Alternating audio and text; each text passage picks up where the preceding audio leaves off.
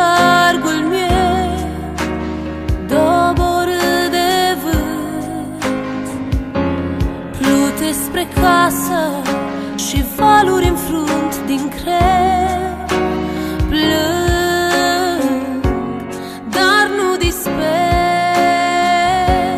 mă-ncred în Domnul meu, numai Tu poți potoli furtuna.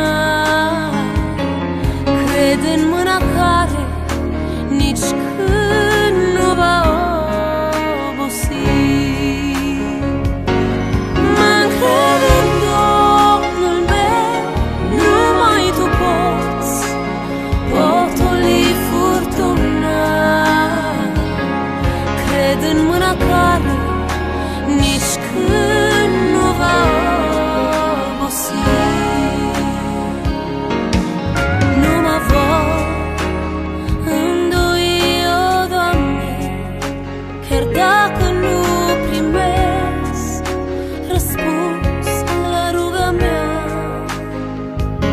Privesc spre cerul și aștept să-mi vorbești din